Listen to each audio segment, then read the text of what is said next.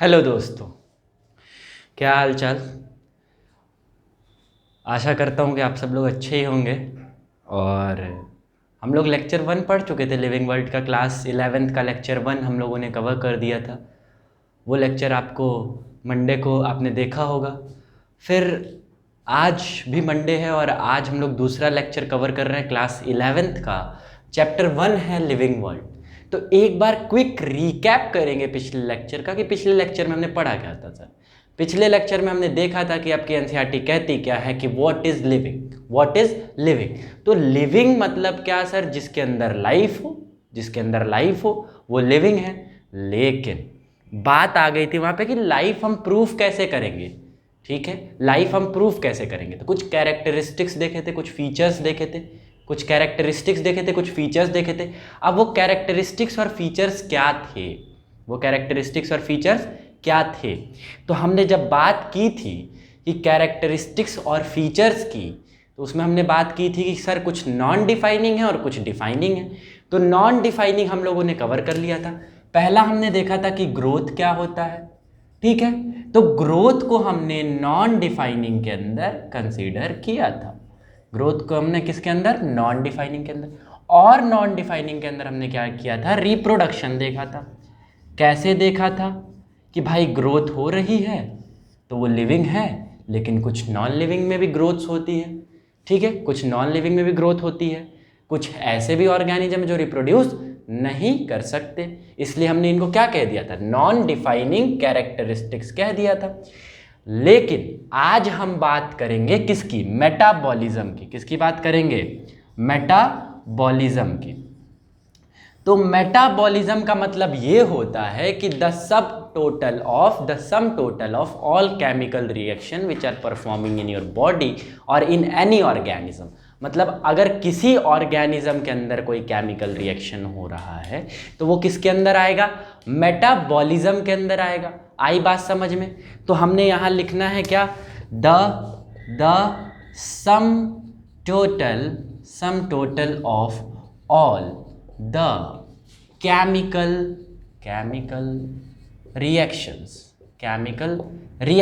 आई बात समझ में? The sum total of all the chemical reaction. अब हम मेटाबॉलिज्म को दो पार्ट में डिवाइड करते हैं। दो पार्ट में डिवाइड करते हैं। पहला क्या है? एनाबॉलिज्म। और दूसरा क्या है? कैटाबॉलिज्म। तो एनाबॉलिज्म और कैटाबॉलिज्म किसके पार्ट है? मेटाबॉलिज्म के पार्ट है। ठीक है सर, हमने तो ये जान लिया कि सर क्या कि मेटाबॉलिज्म मतलब the sum total of all chemical reaction. तो कैटाबॉलिज्म और एनाबॉलिज्म क्या है? देखो भाई, कैटाबॉलिज्म का मतलब है, इसको रब करते हैं। ठीक है, आप लोग स्क्रीनशॉट ले लीजिए, इसको रब करते हैं। हो गया? ठीक।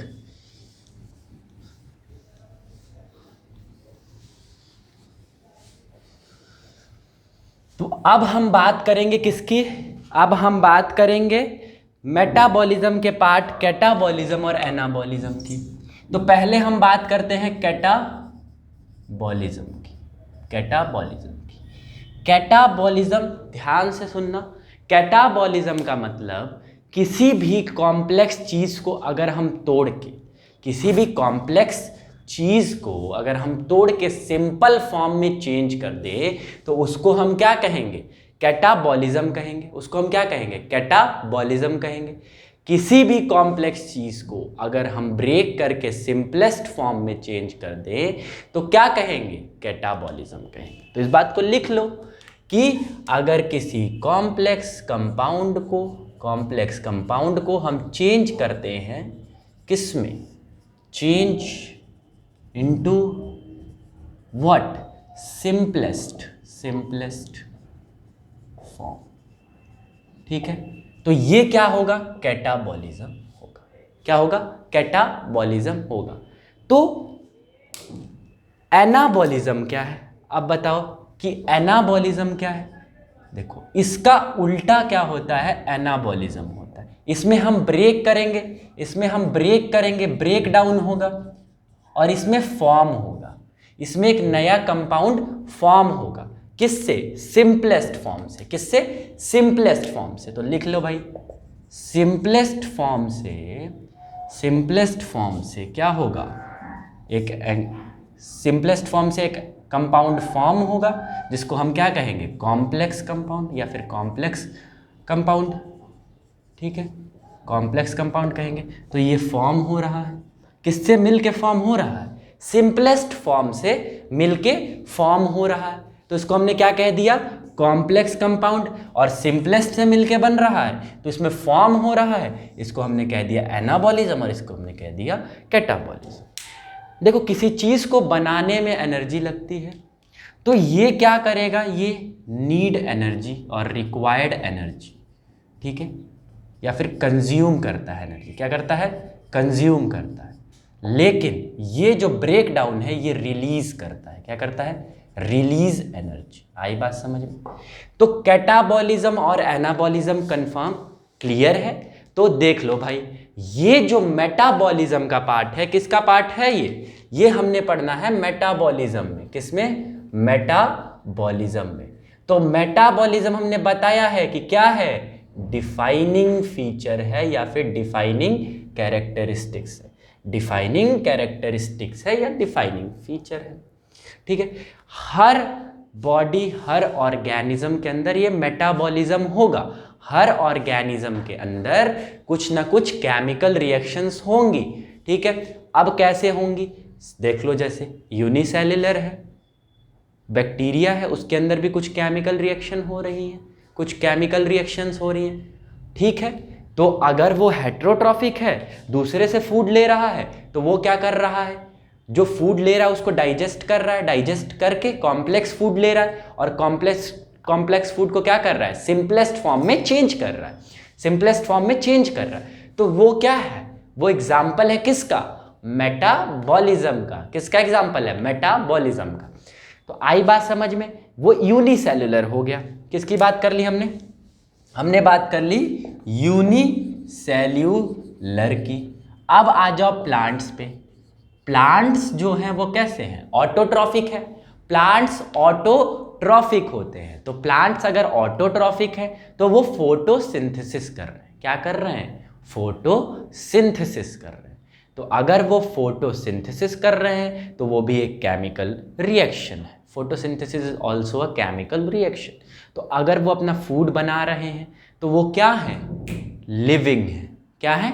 लिविंग है। लिविंग कैसे हैं? मेटाबॉलिज्म कर रहे हैं। और हमने बताया है कि जो मेटाबॉलिज्म होता है वो डिफाइनिंग कैरेक्टरिस्टिक्स होता है। डिफाइनिंग कैरेक्टरिस्टिक होता है। क्या अगर फूड ना बनाए प्लांट तो जीवित रह लेंगे? नहीं रह पाएंगे। नहीं रह पाएंगे। नहीं रह पाएंगे। अब बात करते हैं हम एनिमल्स की। किसकी बात करते हैं? एनिमल्स की। तो एनिमल्स क्या है? एनिमल कैसे मेटाबॉलिज्म करना है? देखो भाई, रोटी खा ली तुमने, रोटी खाई, रोटी खा के अगर रोटी का डाइजेशन हो के ग्लूकोज ना बने तो क्या एनर्जी होगी? चेंज एनर्जी होगी। ग्लूकोज मान लो बन भी गया, डाइजेशन हो गया, एब्जॉर्प्शन हो गया, ग्लूकोज बन गया, ग्लूकोज मॉलिक्यूल तुम्हारे बॉडी को मिल गया। अगर ग्लूकोज का ब्रेकडाउन हो के एटीपी ना फॉर्म हो तो क्या तुम कुछ कर पाओगे? नहीं कर पाओगे। एनर्जी ही नहीं है बॉडी में तो कुछ नहीं कर पाओगे। ठीक है, आई बात समझ में? तो अगर मेटाबॉलिज्म हो रहा है तो metabolism is the defining characteristic of living being. मतलब ये एक ऐसा गुणधर्म है जिसके बिना किसी चीज को हम लिविंग नहीं कह सकते। किसी चीज को हम लिविंग नहीं कह सकते। आई बात समझ में? अब बताओ, क्या सर, क्वेश्चन तुमने ये भी पूछ सकते हो कि क्या सर हम इसको आउटसाइड द बॉडी परफॉर्म नहीं कर सकते मेटाबॉलिज्म को? बिल्कुल कर सकते हैं, बिल्कुल कर सकते हैं। ग्लूकोज लो, उसका ब्रेक डाउन कराओ। ठीक है, ग्लूकोज लो, उसको ब्रेक डाउन कराओ। अब ब्रेक डाउन कैसे कराओगे? एक आर्टिफिशियल मेथड में कराओगे जिसको हम टेस्ट ट्यूब कहते हैं। टेस्ट ट्यूब में कराओगे तो टेस्ट ट्यूब में जो चीजें हम कराते हैं उनको हम कहते हैं इन विट्रो। क्या कहते हैं? In vitro. तो अगर आर्टिफिशियल मेथड में करा रहे हो, इन विट्रो फर्टिलाइजेशन पढ़ा है आपने, सॉरी आप पढ़ोगे, 12th में पढ़ोगे, IVF पढ़ोगे, वहां पे इन विट्रो फर्टिलाइजेशन नाम सुना होगा आपने। ठीक है, तो वैसे ही अगर इन विट्रो करा रहे हो, मतलब टेस्ट ट्यूब के अंदर करा रहे हो, तो भी रिएक्शन होगा। तो क्या सर इसको लिविंग कहेंगे या नॉन लिविंग कहेंगे? देखो भाई, इसको हम लिविंग और नॉन लिविंग डिफाइन नहीं कर सकते, लेकिन जो इसमें रिएक्शन तुम कराओगे, जो रिएक्शन कराओगे, वो रिएक्शन डेफिनेटली लिविंग रिएक्शन होगा। वो रिएक्शन कैसा होगा? Living reaction. वो रिएक्शन कैसा होगा? लिविंग रिएक्शन होगा। आई बात समझ में? ये थोड़ा नीचे हो गया है, इसको ऊपर करते हैं। टेस्ट ट्यूब के अंदर जो रिएक्शन कराओगे वो कैसा होगा? डेफिनेटली लिविंग रिएक्शन होगा। उसको हम लिविंग कंसीडर नहीं कर सकते, लेकिन उस रिएक्शन को हम लिविंग रिएक्शन जरूर कह सकते हैं। तो ये मेटाबॉलिज्म की कहानी थी, ये मेटाबॉलिज्म की कहानी थी। इसको आप नोट कर लीजिए और फिर हम नेक्स्ट प्रॉपर्टी की बात करते हैं।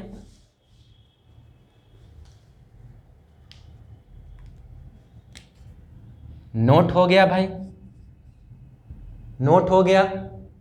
पॉज करके आप स्क्रीनशॉट भी ले सकते हैं, पॉज करके आप स्क्रीनशॉट ले लीजिए।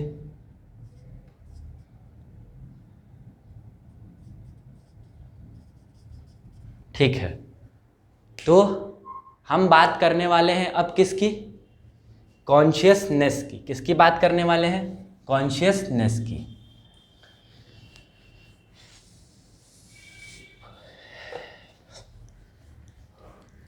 कॉन्शियसनेस का मतलब होता है चेतना। क्या होता है? चेतना। तो सर अब ये चेतना की बात, अब देखो कॉन्शियसनेस से पहले एक और बात सुन लो, सेल्यूलर ऑर्गेनाइजेशन की बात सुन लो। किसकी बात सुनोगे? Cellular organization. अब ये सेल्यूलर ऑर्गेनाइजेशन क्या है? Sir the organization of cell is called cellular organization. बिल्कुल सही बात, बिल्कुल सही बात। The organization of cell is called cellular organization. लेकिन लिविंग होने के लिए एक सेल की आवश्यकता है। एक सेल भी हो लेकिन होना चाहिए, और जिनके अंदर एक सेल होता है उनको हम क्या कहते हैं? क्या कहते हैं? यूनिसेल्यूलर। यूनिसेल्यूलर, ठीक है। और जिनके अंदर बहुत सेल हो उनको हम क्या कहते हैं? Multi cellular. जितनी भी केमिकल रिएक्शंस होंगी बॉडी में, जैसे हम टेस्ट ट्यूब में करा रहे थे, एक मीडियम मिला टेस्ट ट्यूब, वैसे ही आपको एक सेल चाहिए जिसके अंदर वो केमिकल रिएक्शंस हों, वो केमिकल रिएक्शंस हों।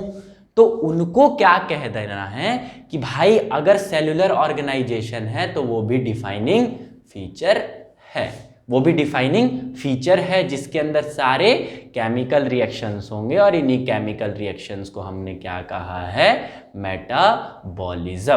क्या कहा है? मेटाबॉलिज्म। क्या कहा है? मेटाबॉलिज्म।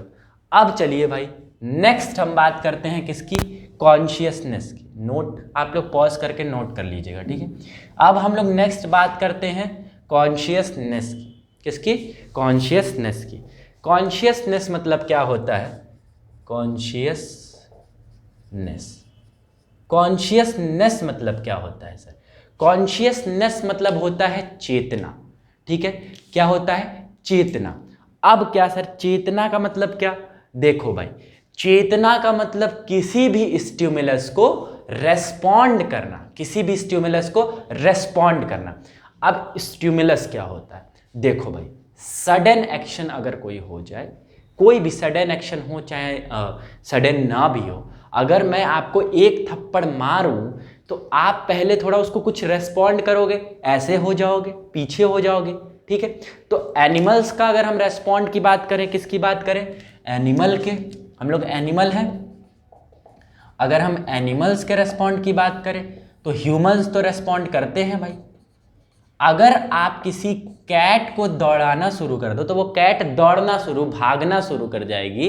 अगर उसको दौड़ाना शुरू करो तो वो दौड़ने लगेगी, तो वो भी स्टिमुलस को रेस्पॉन्ड कर रही है।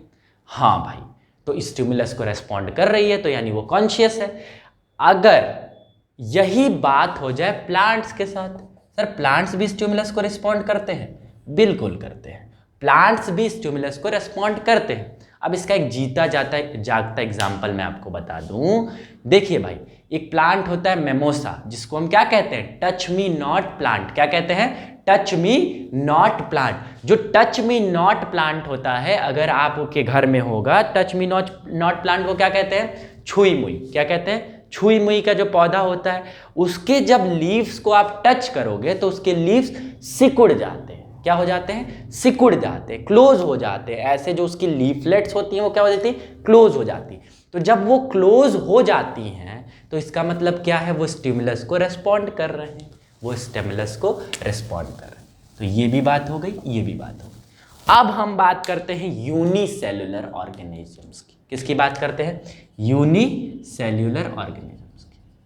ठीक है, माइक्रोब्स जिसमें आते हैं, बैक्टीरिया आता है। अभी आप आगे बायोलॉजिकल क्लासिफिकेशन पढ़ोगे, उसमें पढ़ोगे कि कौन कौन से ऑर्गेनिज्म यूनिसेल्युलर हैं, कौन कौन से मल्टीसेल्युलर हैं, कौन से यूकैरियोटिक हैं, कौन से प्रोकैरियोटिक हैं। देखिए, इस चैनल पे आपको एक एक चैप्टर का एक एक लेक्चर पढ़ाया जाएगा और जो आपके बोर्ड्स के लिए इंपॉर्टेंट है वो सारी चीज़ें आपको बताई जाएंगी। जो आपके बोर्ड्स के लिए इंपॉर्टेंट है वो सारी चीज़ें आपको बताई जाएंगी, चाहे वो यूपी बोर्ड हो, चाहे वो सीबीएसई बोर्ड हो, चाहे वो कोई सा भी बोर्ड हो, आपको सारी चीज़ें बताई जाएंगी। केवल बायोलॉजी में ही नहीं, केवल बायोलॉजी में ही नहीं, केमिस्ट्री में, फिजिक्स में, इंग्लिश में। ठीक है, तो ये सारी चीज़ें, सारी क्लासेस आपकी चलती रहेंगी रेगुलरली, साल भर ये क्लासेस चलती रहेंगी। द रेज इंस्टीट्यूट का एक बहुत गुड इनिशिएटिव शुरू हुआ इस साल से। अगर आप बोर्ड के स्टूडेंट हैं तो आप बिल्कुल भी निश्चिंत होकर द रेज इंस्टीट्यूट के चैनल को सब्सक्राइब करिए। आप चाहे वो मैथ्स के हों, चाहे आप बायोलॉजी के हों, चाहे वो अकाउंट्स के हों, कॉमर्स के हों। ठीक है, तो आप बिल्कुल भी निश्चिंत रहिए। ठीक है, और द रेज आपके साथ हमेशा खड़ा है। ठीक है, तो इसके बाद वाला ऐसा नहीं है कि हम एक चैप्टर पढ़ा के फिर बंद कर देंगे। ये साल भर प्रोसेस चलता रहेगा। ठीक है, चाहे वो क्लास 11th हो, चाहे वो क्लास 12th हो। आई बात समझ में? तो ये बात चलती रहेगी जब तक ये चैप्टर खत्म नहीं हो जाएगा। 22 चैप्टर्स जब तक खत्म नहीं हो जाएंगे 11th के और 16 चैप्टर 12th के, तब तक बायोलॉजी की क्लास चलती रहेगी और आपको सारी चीज़ें बताई जाएंगी, एक एक चीज़ आपको बताई जाएगी। ठीक है, तो ये लेक्चर नंबर 2 है द लिविंग वर्ल्ड का। ठीक है, तो भाई हाँ, इन यूनिसेलुलर की हम बात कर रहे थे। तो यूनिसेलुलर क्या होते हैं कि यूनिसेलुलर ऑर्गेनिज्म कैसे स्टिमुलस को रिस्पॉन्ड करते हैं सर? यूनिसेलुलर में मान लो हमने एग्जांपल ले लिया अमीबा। क्या ले लिया? अमीबा। तो अमीबा कैसे रेस्पॉन्ड करता है? देखो भाई, जब अमीबा के पास फेवरेबल कंडीशन होगा, क्या होगा? Favourable condition. ठीक है, अब फेवरेबल कंडीशन क्या है? फेवरेबल कंडीशन मतलब जिसमें वो रिप्रोडक्शन बहुत आसानी से कर सके, उसको वो सारी चीज़ें मिल रही हैं जो रिप्रोडक्शन के लिए अच्छी हैं। मान लो बहुत सारा मड में पाया जाता है अमीबा, मड में या फिर वाटर में, तो वाटर में मिल रहा है, मड मिल रहा है, तो क्या होगा? बहुत अच्छे से रिप्रोड्यूस करेगा। लेकिन जैसे ही अनफेवरेबल कंडीशन आ जाता है, अनफेवरेबल कंडीशन आ जाता है, क्या होता है? वो रिप्रोड्यूस करना बंद कर देता है, रिप्रोड्यूस करना बंद करता है। तो क्या होता है? क्या होता है? स्टिमुलस को रिस्पॉन्ड करता है, स्टिमुलस को रिस्पॉन्ड करता है। अब इसमें स्टिमुलस है क्या? इसमें स्टिमुलस है वेदर का चेंज होना। वेदर मतलब कंडीशन, फेवरेबल से अनफेवरेबल में आना। ठीक है, वेदर नहीं कहेंगे उसको, कंडीशन का चेंज होना, फेवरेबल से अनफेवरेबल में आना। फेवरेबल से अनफेवरेबल में आना को क्या कहेंगे? हम कहेंगे कि वो स्टिमुलस को रेस्पॉन्ड कर रहा है। तो स्टिमुलस को रिस्पॉन्ड कर रहा है। इतनी बात समझ में आ गई, कॉन्शियसनेस की बात समझ में आ गई। अब आपकी एनसीईआरटी लिखती है एक लाइन सेल्फ कॉन्शियसनेस की। सेल्फ कॉन्शियसनेस का मतलब होता है स्वचेतना। स्वचेतना केवल ह्यूमंस के अंदर पाई जाती है दोस्त। केवल ह्यूमंस ही ऐसे हैं जिनके अंदर सेल्फ कॉन्शियसनेस पाई जाएगी, सेल्फ कॉन्शियसनेस पाई जाएगी। तो आज जो हमने कवर किया, डिफाइनिंग फीचर, और कॉन्शियसनेस भी एक डिफाइनिंग फीचर। अगर कॉन्शियसनेस नहीं है तो आप कह सकते हैं कि वो लिविंग नहीं है। अब एक बड़ा ही अच्छा सा क्वेश्चन आता है कि सर जो कॉमा में पेशेंट है, क्या हम उसको लिविंग नहीं कहेंगे? वो तो कॉन्शियस नहीं है। देखो भाई, वो एक अलग कंडीशन है, उस कंडीशन की बात हम नहीं करते, वो मेडिकल कॉम्प्लिकेशंस है। ठीक है, वो भी लिविंग है। ठीक है, लिविंग है। ठीक है, ब्रेन तो डेड नहीं हुआ है उसका। ठीक है, ब्रेन तो डेड नहीं हुआ है, बस वो स्टिमुलस को रिस्पॉन्स नहीं दे रहा है, स्टिमुलस को रिस्पॉन्ड नहीं दे रहा है। आई बात समझ में? बोलो, आई बात समझ में? ठीक है। अब जो नेक्स्ट लेक्चर होगा, मतलब लेक्चर 3 द लिविंग वर्ल्ड का, उसमें हम स्टार्ट करेंगे इस चैप्टर का सबसे प्यारा पार्ट जिसको हम नॉमेनक्लेचर कहते हैं। क्या कहते हैं? नॉमेनक्लेचर। नॉमेनक्लेचर बहुत आसान है, उसमें बिल्कुल भी डरने की घबराने की ज़रूरत नहीं है। नॉमेनक्लेचर ऐसा नहीं है कि नाम से बहुत भारी लग रहा है तो बहुत भारी चीज़ है। ठीक है, आप लोग 10th पास करके आए हो, बिल्कुल भी घबराने की ज़रूरत नहीं।